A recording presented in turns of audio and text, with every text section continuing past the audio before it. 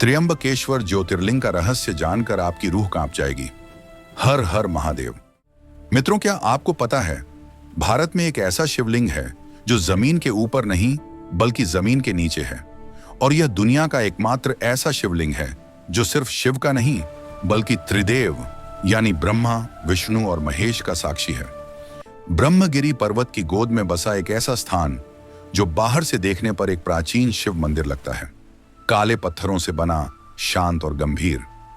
लेकिन जैसे ही आप इसके इतिहास और रहस्यों में उतरते हैं, आपको एहसास होगा कि यहाँ का यह मंदिर शिव के बाकी धामों से बिल्कुल अलग है। लेकिन सवाल उठता है, आखिर ऐसा क्यों? महाराष्ट्र के नासिक जिले में बसा त्र्यंबकेश्वर ज्योतिर्लिंग, जहां शिव 3 नेत्रों वाले त्र्यंबकेश्वर रूप में विराजमान है, यानी कि इस शिवलिंग में आपको शिव जी के साथ साथ ब्रह्मा और विष्णु जी के भी दर्शन होते हैं। लेकिन खास बात यह नहीं, खास तो यहाँ के रहस्य हैं जो आपको भी चौंका कर रख देंगे। यहाँ सबसे खास है गोदावरी नदी, जिसे दक्षिण की गंगा भी कहा जाता है। लेकिन जितनी यह नदी पवित्र है उतनी ही रहस्यमय है इसकी उत्पत्ति की कथा। और क्या है, नासक हीरे का श्रापित इतिहास माना जाता है कि यह हीरा जिसके भी पास गया उसका पूरा कुल समाप्त हो गया।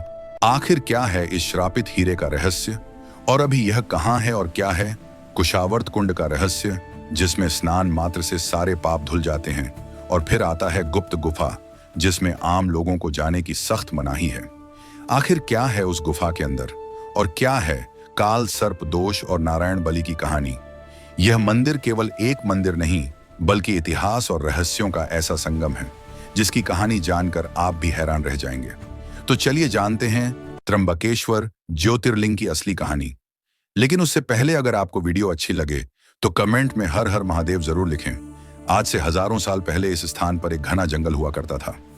ब्रह्मगिरी पर्वत के आसपास का यह क्षेत्र महान ऋषि मुनियों की तपोभूमि माना जाता था, और यही गौतम ऋषि भी अपनी पत्नी अहिल्या के साथ निवास किया करते थे। वे साधारण जीवन जीते थे, वनों में निवास करते थे और वहां हर किसी की मदद करते थे। लेकिन एक समय इस क्षेत्र में भारी अकाल पड़ा और धरती सूखने लगी।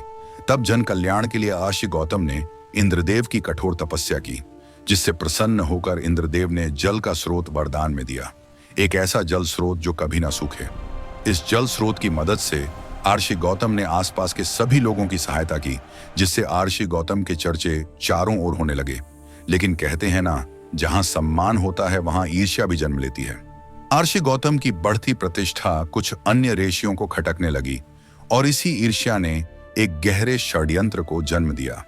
एक दिन कुछ ऋषियों ने मिलकर एक बीमार और अधमरी गाय को ऋषि गौतम के खेत में छोड़ दिया, और जैसे ही ऋषि गौतम ने उसे हटाने की कोशिश की, वह गाय मर गई।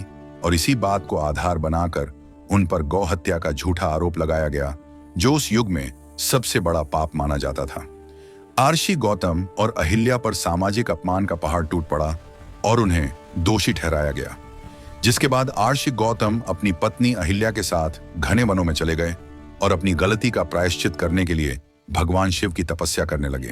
अंततः उनकी भक्ति से प्रसन्न होकर भगवान शिव प्रकट हुए और उन्होंने कहा, ऋषि गौतम, आप निर्दोष हैं और यह पूरा प्रसंग ईर्ष्या से रचा गया षड्यंत्र था, इसलिए आपको गौ हत्या का कोई पाप नहीं लगा है। इसके बाद ऋषि गौतम के मन को शांति मिली और साथ ही भगवान शिव ने उन्हें वरदान मांगने को कहा। तब ऋषि गौतम ने न अपने अपमान का बदला मांगा और न ही किसी को दंड देने की इच्छा रखी। उन्होंने शांत स्वर में कहा, हे प्रभु, यह जैसे भी हैं मेरे ही लोग हैं, और अभी मेरी यह धरती अकाल से तड़प रही है। मेरी आपसे विनती है कि कृपया गंगा जी को इस धरती पर अवतरित करें ताकि जन कल्याण हो सके।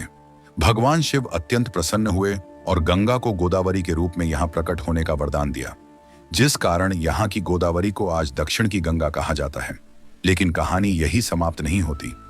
गंगा तो गोदावरी के रूप में यहाँ अवतरित हुई, पर उनकी भी एक मांग थी कि वह शिव जी के बिना यहाँ निवास नहीं करेंगी, जिसके पश्चात शिव जी ने भी यहाँ निवास किया और इस प्रकार यहाँ एक ज्योतिर्लिंग प्रकट हुआ, और आज हम इस क्षेत्र को त्र्यंबकेश्वर के नाम से जानते हैं। लेकिन क्या आपको पता है कि जो आज आप यह मंदिर देखते हैं उसका निर्माण किसने कराया, और क्या हुआ जब औरंगजेब ने इस मंदिर को ध्वस्त कर दिया? और सबसे रहस्यमयी है नासक मणि की कहानी। तो चलिए अब जानते हैं इसके निर्माण का असली इतिहास। शिवलिंग के प्रकट होने के बाद यह स्थान धीरे धीरे प्रसिद्ध होने लगा और यहाँ एक भव्य मंदिर का निर्माण कराया गया। समय बीता और फिर 17वीं शताब्दी में जब भारत मुगल शासन के अधीन था और 10,690 में मुगल शासक औरंगजेब आलमगीर ने अपनी कठोर धार्मिक नीतियों के चलते कई हिंदू मंदिरों को तबाह किया और त्र्यंबकेश्वर मंदिर भी इसकी चपेट में आ गया। प्रसिद्ध इतिहासकार सर जादूनाथ सरकार ने अपनी किताब हिस्ट्री ऑफ औरंगजेब में इस घटना का विस्तार से वर्णन किया है। उनकी सेना ने न केवल मंदिर को क्षतिग्रस्त किया और मूर्तियों को तोड़ा, बल्कि इस पवित्र स्थल का अपमान करते हुए मंदिर के ऊपर एक मस्जिद का गुंबद भी बनवा दिया। इतना ही नहीं, उसने नासिक शहर का नाम बदलकर गुलशनाबाद रख दिया था। यह वह दौर था जब इस धाम की आध्यात्मिक आभा पर एक गहरा साया मंडरा गया। फिर समय का चक्र घूमा और 18वीं शताब्दी आते आते मुगल कमजोर होने लगे और मराठा साम्राज्य का उदय हुआ। मराठा सम्राटों ने मुगलों को हराकर इस क्षेत्र को वापस हासिल किया और इसका नाम फिर से नासिक रहा। निरंतर जल प्रवाह। त्र्यंबकेश्वर का ज्योतिर्लिंग हमेशा जल में डूबा रहता है।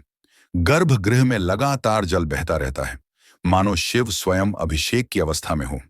यह जल कभी सूखता नहीं और इसे भगवान शिव की निरंतर उपस्थिति और कृपा का प्रतीक माना जाता है। एक और खास बात यह है कि हर सुबह पूजा के बाद शिवलिंग पर विशेष पंचमुखी मुकुट चढ़ाया जाता है, जो शिव के 5 स्वरूपों का प्रतीक माना जाता है। वैसे त्र्यंबकेश्वर की पवित्रता केवल मंदिर के गर्भगृह तक सीमित नहीं है। यहाँ की वास्तविक आत्मा तो उस स्थान को माना जाता है जहां से गोदावरी नदी का उद्गम हुआ था, और वह है कुशावर्त कुंड। मंदिर परिसर से कुछ ही दूरी पर स्थित यह कुंड देखने में भले ही शांत और साधारण लगे, लेकिन इसके पीछे छिपी कथा त्र्यंबकेश्वर के रहस्य को और भी गहरा कर देती है। पौराणिक मान्यताओं के अनुसार गोदावरी नदी पहले स्थिर नहीं रहती थी। वह ब्रह्मगिरी पर्वत से प्रकट होकर बार बार लुप्त हो जाया करती थी, जिससे आर्षि मुनियों और स्थानीय लोगों को भारी कष्ट होता था। तब आर्षि गौतम ने अपनी तपस्या और साधना के बल पर एक प्रतीकात्मक उपाय किया। उन्होंने कुशा यानी पवित्र घास का उपयोग करके गोदावरी के प्रवाह को बांध दिया, ताकि आगे क्या हुआ ये जानने के लिए पार्ट 2 में देखें। कमेंट में लिखें पार्ट 2, तो हम उसे जल्दी लेकर आएंगे। ऐसे ही वीडियो देखने के लिए, स्टोरी देखने के लिए हमारे चैनल को सब्सक्राइब करें, लाइक करें। मिलते हैं अगले फिर किसी रहस्य में।